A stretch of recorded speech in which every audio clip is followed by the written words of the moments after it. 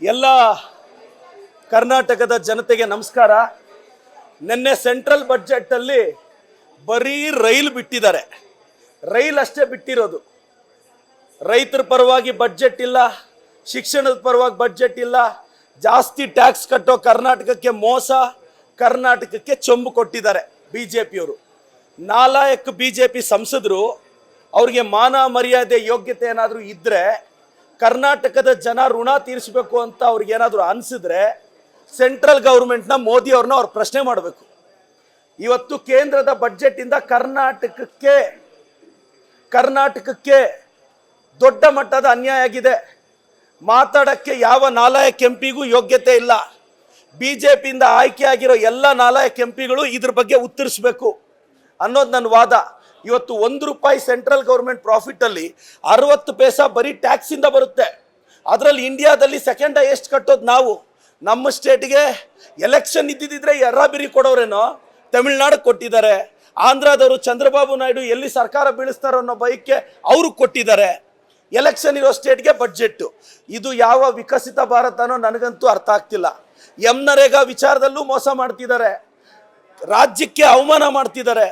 Republic day ಪೆರೇಡಲ್ಲಿ ನಮಗೆ ಗೌರವ ಕೊಡಲಿಲ್ಲ, ಮಹಾತ್ಮ ಗಾಂಧೀಜಿಗೆ ಅವಮಾನ ಮಾಡಿದ್ರು. ಇದು ಬಿ ಜೆ ಪಿಯ ಅಸಮರ್ಥತೆಗೆ ಇದು ಕಾರಣ ಸರ್. ನೋಡಿ ಮೇಡಮ್, ಯಡಿಯೂರಪ್ಪ ಸಾಹೇಬರು ಭಾಳ ದೊಡ್ಡವರು. ಅವರು ಬಗ್ಗೆ ನಾನು ಮಾತಾಡೋಷ್ಟು ದೊಡ್ಡವನಲ್ಲ. ಆದರೆ ಯಡಿಯೂರಪ್ಪ ಸಾಹೇಬರು ಸರ್ವಾಂಗಿಣಿ ಬಡ್ಜೆಟ್ ಅಂತ ಹೆಂಗೆ ಹೇಳಿದ್ದಾರೆ ಅಂದರೆ, ಮೋಸ್ಟ್ಲಿ ಅವ್ರು PS ಸ್ಕ್ರಿಪ್ಟ್ ಬರ್ಕೊಟ್ಟಿರ್ತಾರೆ. ನಾನು ಯಡಿಯೂರಪ್ಪ ಸಾಹೇಬರು ಬಡ್ಜೆಟ್ ಹೋದ್ಮೇಲೆ ಸರ್ವಾಂಗಿಣಿ ಬಡ್ಜೆಟ್ ಅಂತ ಹೇಳಿದ್ರೆ ಒಳ್ಳೇದು ಅಂತ ಯಡಿಯೂರಪ್ಪ ಸಾಹೇಬರಿಗೆ ವಿನಂತಿಸ್ತೀನಿ. ನಿಮ್ಮ PSಗಳು ಓದಿರಲ್ಲ ಸರ್ ಮೇಡಮ್, ಅವ್ರು ಮೊನ್ನೆನೇ ಬರೆದುಬಿಟ್ಟಿರ್ತಾರೆ ಏನು ಹೇಳಬೇಕು ಅಂತ. ನಿನ್ನೆ ಬಡ್ಜೆಟ್ ಮುಗಿಲಿ ಅಂತ ವೆಯ್ಟ್ ಮಾಡ್ತಿರ್ತಾರೆ. ಯಾರು ಸರ್? ಇಲ್ಲ, ಪ್ರಹ್ಲಾದ್ ಜೋಶಿ ಸಾಹೇಬರು ಭಾಳ ದೊಡ್ಡ ಮಟ್ಟದ ಆರ್ಥಿಕ ತಜ್ಞರು ಅಂತ ಭಾವಿಸಿದ್ದೀನಿ. ಅದಕ್ಕೆ ಅಲ್ವಾ IT ಅವ್ರನ್ನ ED ಅವ್ರನ್ನ ಎಲ್ಲ ಕಳಿಸಿ CJ ರಾಯ್ ಅಂತವ್ರನ್ನ ಅಲ್ವಾ ಈಗ ಜೋಶಿ ಅವ್ರು ಏನಾಗಿದೆ ಮಾತಾಡೋಕ್ಕೆ? ಪ್ರಹ್ಲಾದ್ ಜೋಶಿ ಸಾಹೇಬರು ನಮ್ಮ ಸೀನಿಯರ್ ಮೋಸ್ಟ್ BJP ಲೀಡ್ರಲ್ಲ. ಹೆಂಗೆ ಸರ್ ನೀವು ಬಡ್ಜೆಟ್ ಓದಿದ್ರೆ ಬರೀ ರೈಲು ಬೆಂಗಳೂರಿಂದ ಚೆನ್ನೈಗೆ, ಚೆನ್ನೈಯಿಂದ ಹೈದರಾಬಾದ್ಗೆ ಬರೀ ರೈಲು ಬಿಟ್ಟರೆ ಮಾತಾಡಿದ್ರೆ ರೈಲು ಅಂತೀರಾ. ರೈಲು ಬಿಡೋದು ಬಿಟ್ಟು ಏನು ಸರ್ ಇದೆ ಬಡ್ಜೆಟಲ್ಲಿ ಹೇಳಿ ಸರ್? ಕರ್ನಾಟಕಕ್ಕೆ ಏನು ಕೊಟ್ಟಿದ್ದೀರಾ ಮೇಡಮ್? Very simple. ಜೋಶಿ ಸಾಹೇಬ್ರಿಗೆ ನಾನು ಸವಾಲಾಗ್ತೀನಿ, ಕರ್ನಾಟಕಕ್ಕೆ ಏನು ಕೊಟ್ಟಿದ್ದಾರೆ ಅಂಕಿ ಅಂಶಗಳನ್ನ ಪ್ರೆಸ್ ಮೀಟಲ್ಲಿ ಹೇಳಕ್ಕೆ ಹೇಳಿ. ಏನಾದರೂ ಮಾತಾಡಿದ್ರೆ ವಿಕಸಿತ ಭಾರತ್ ಅಂತ ಹೇಳೋದಲ್ಲ, ಕರ್ನಾಟಕಕ್ಕೆ ಅಂಕಿ ಅಂಶಗಳ ಸಮೇತ ಹೇಳಕ್ಕೆ ಹೇಳಿ. ಪ್ರಹ್ಲಾದ್ ಜೋಶಿ ಸಾಹೇಬರು ಸುಮ್ಮನೆ ಸರ್ಕಾರನ ಡಿಫೆಂಡ್ ಮಾಡ್ಕೊತಾ ಇದ್ದಾರೆ. ಸರ್, ನಿಮಗೆ ಮತ ಕೊಟ್ಟಿದ್ದಾರೆ ಸರ್ ಜನ, ನಿಮ್ಮನ್ನು ಗೆಲ್ಸಿದ್ದಾರೆ ಸರ್ ಜನ. ನೀವು ಯಾಕೆ ಸರ್ ಕರ್ನಾಟಕಕ್ಕೆ ಮೋಸ ಮಾಡ್ತಿದ್ದೀರಾ? ಜೋಶಿ ಸಾಹೇಬ್ರೆ, ಇಷ್ಟು ಅಂಧಭಕ್ತಿ ಇರಬಾರ್ದು. ಜೋಶಿ ಸರ್, ನೀವು ಓದ್ಕೊಂಡಿದ್ದೀರಾ, ನಿಮ್ಮ ಬಗ್ಗೆ ನನಗೆ ಗೌರವ ಇದೆ. ಅಂದರೆ ಗೌರವ ಇರಬೇಕು. ಇದೇನು ಸರ್ ನಿಮ್ಮ ನಾಯಕರ ಬಗ್ಗೆ ಅಂಧಭಕ್ತಿ ಕ್ರಿಯೇಟ್ ಆಗ್ತಿದೆ ಅನ್ನೋದು ನನ್ನ ವಾದ ಮೇಡಮ್. ಮೋಹನ್ ದಾಸ್ ಪೈ ಅವ್ರ ಸ್ಟೇಟ್ಮೆಂಟ್ನ ನಾನು ಸಹಮತಿಸ್ತೀನಿ. ಟ್ಯಾಕ್ಸ್ ಟೆರರಿಸಮ್ ಇದೆ, IT ಅವರು ಟಾರ್ಗೆಟ್ ಮಾಡ್ತಿದ್ದಾರೆ. ಏನು IT ಅವನಿಗೇನು ಕೊಂಬುಗಳಿಲ್ಲ ಅಲ್ಲ ಸರ್. ನಾನೊಂದು ಕ್ವಶನ್ ಕೇಳ್ತೀನಿ. CJ ರಾಯ್ ಅವ್ರದ್ದು ಎಲ್ಲರೂ ಹೇಳ್ತಾ ಇದ್ದಾರಲ್ಲ ಶೂಟ್ ಮಾಡ್ಕೊಂಡು ಸತ್ತೋದ್ರು ಅಂತ, ನಾವು ಯಾರಾದರೂ ನೋಡಿದ್ದೀವಾ? ನಾವು ನೋಡಿಲ್ಲ. ಒಳಗಡೆ ಇದ್ದಿದ್ದಾರು IT ಆಫೀಸರ್ಸು, ಸತ್ತೋಗಿದ್ದಾರು CJ ರಾಯ್. ನಾವು ಯಾವ ರೀತಿ ಕನ್ಕ್ಲೂಷನ್ಗೆ ಬರ್ತಿದ್ದೀವಿ ಶೂಟೌಟ್ ಮಾಡ್ಕೊಂಡು ಸತ್ತೋದ್ರು ಅಂತ? ಮೇಡಮ್, ನಾನು ಹೇಳ್ತಾ ಇರೋದು ಆ ಡೌಟ್ ನನಗಿದೆ.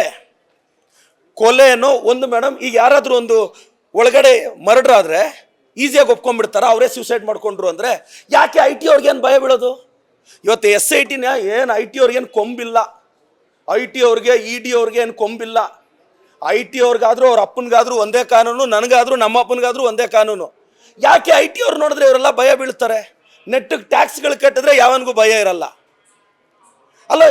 ಈಗ ಸರ್ ಕನ್ಕ್ಲೂಷನ್ಗೆ ಬರೋದು ತಪ್ಪು ಸರ್.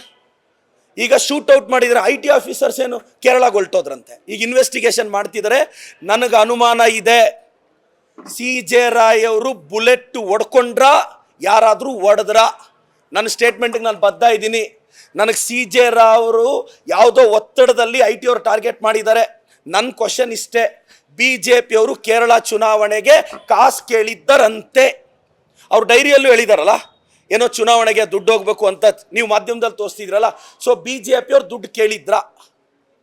IT ಅವ್ರನ್ನ ಯಾಕೆ ಕಳಿಸಿದ್ರಿ ಇಷ್ಟು ದಿನ ಇಲ್ಲದೆ ಇವಾಗ? CJ ರಾಯ್ ಅವರು ಕೆಲವರು ಪೊಲಿಟಿಕಲ್ ಪಾರ್ಟಿ ಜೊತೆ ರೀಸೆಂಟ್ ಬಿಗ್ ಬಾಸ್ ಜೊತೆನೂ ಮಲಯಾಳಮಲ್ಲಿ ಅವ್ರು ಇನ್ಕ್ಲೈನ್ ಆಗಿದ್ರು. ಸೊ BJP ಅವರು IT EDನ ಕಂಟ್ರೋಲ್ ಮಾಡ್ತಿದ್ದಾರೆ. ಇನ್ನು 2 ವರ್ಷ ನೀವು ಎಷ್ಟು ಆಟ ಆಡ್ತಿರೋ ಆಡಿ. 2029ಕ್ಕೆ ಇಂಡಿಯಾ ಕೈಯಲ್ಲಿರುತ್ತೆ. ರಾಹುಲ್ ಗಾಂಧಿ ಅವರು ಈ ದೇಶದ ಪ್ರಧಾನಿ ಆಗ್ತಾರೆ. Thank you sir.